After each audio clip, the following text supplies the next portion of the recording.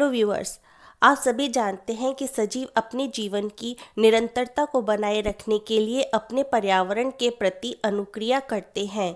इन पर्यावरणीय कारकों या उद्दीपनों जैसे कील या सुई चुभना, ठंड आदि के प्रति विभिन्न जीवों की अलग अलग अनुक्रिया होती हैं।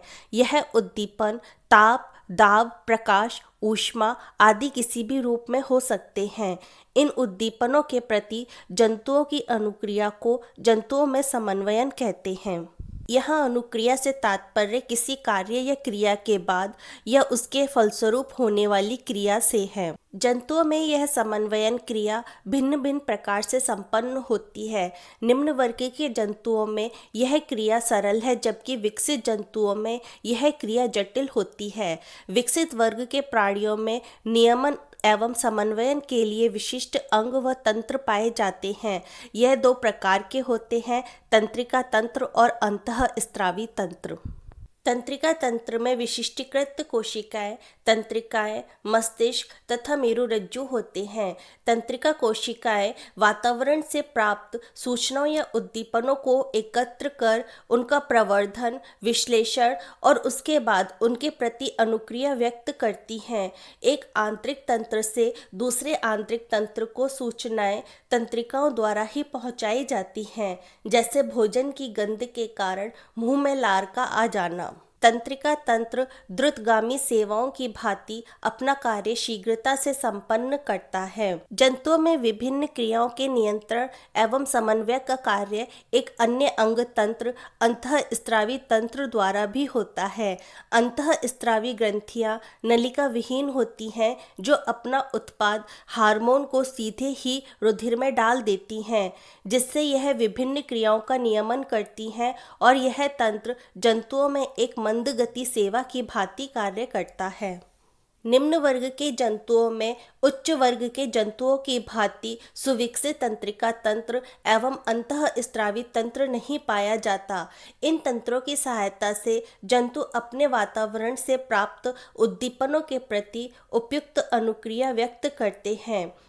तंत्रिका तंत्र को 3 भागों में बांटा गया है: केंद्रीय तंत्रिका तंत्र, परिधीय तंत्रिका तंत्र और स्वायत्त तंत्रिका तंत्र। तंत्रिका तंत्र को समझने से पहले तंत्रिका कोशिका, जो कि तंत्रिका तंत्र की रचनात्मक एवं क्रियात्मक इकाई है, के बारे में जानते हैं। स्तनधारियों में मानव तंत्रिका तंत्र सर्वाधिक जटिल एवं विकसित होता है। इनमें मस्तिष्क मुख्य समन्वयक का कार्य करता है। तंत्रिका तंत्र की रचनात्मक व कार्यात्मक इकाई तंत्रिका कोशिका होती है। संपूर्ण शरीर में तंत्रिका कोशिकाओं का जाल होता है। मस्तिष्क तथा तंत्रिकाओं के जाल को तंत्रिका तंत्र कहते हैं। तंत्रिका कोशिका शरीर की सबसे लंबी कोशिका होती है। तंत्रिका कोशिका के 3 भाग होते हैं: कोशिकाकाय अर्थात सेल बॉडी, द्रुमाश्म अर्थात डेंड्राइट्स तथा तंत्रिकाक्ष अर्थात एक्सॉन। कोशिकाकाय एक सामान्य कोशिका जैसी होती है।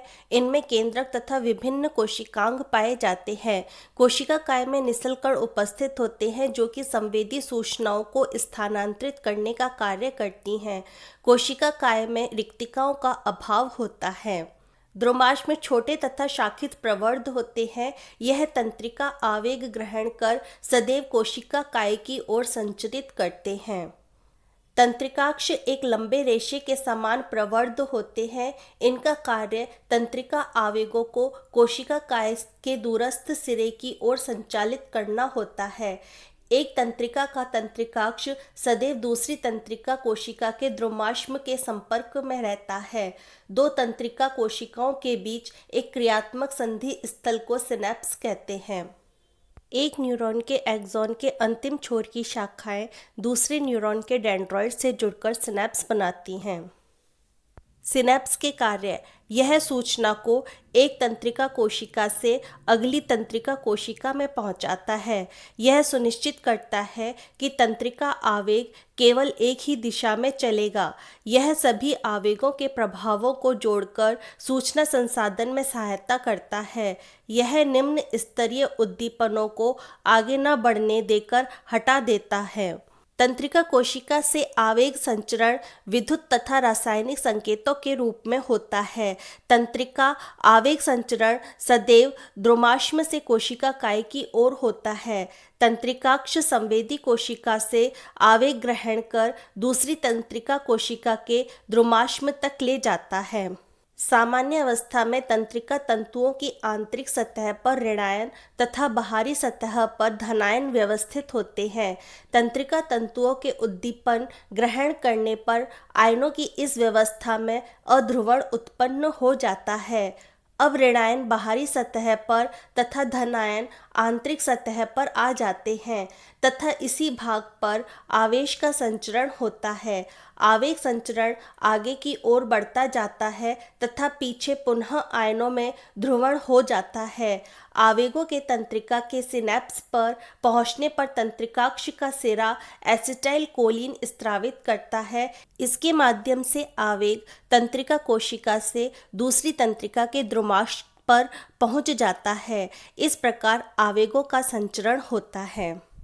आइए तंत्रिका कोशिका के उन भागों को पहचानते हैं जहां सूचनाएं उपार्जित की जाती हैं, जिससे होकर सूचनाएं विद्युत आवेग की तरह यात्रा करती हैं तथा जहां इस आवेग का परिवर्तन रासायनिक संकेत में किया जाता है जिससे यह आगे संचरित हो सके।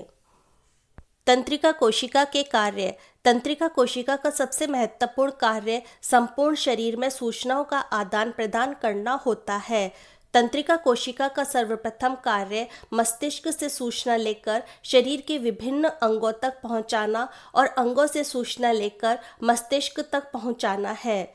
इसके साथ साथ ही तंत्रिका कोशिका के अन्य कार्य अवचेतन मस्तिष्क से जुड़े होते हैं।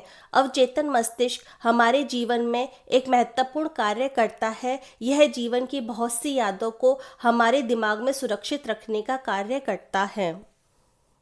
इस वीडियो के नोट्स तथा जैव प्रक्रम के अन्य वीडियोस को देखने के लिए डिस्क्रिप्शन बॉक्स में दिए गए लिंक्स पर क्लिक करें तथा बेल आइकन बटन जरूर दबाएं ताकि आपको सबसे पहले नई वीडियो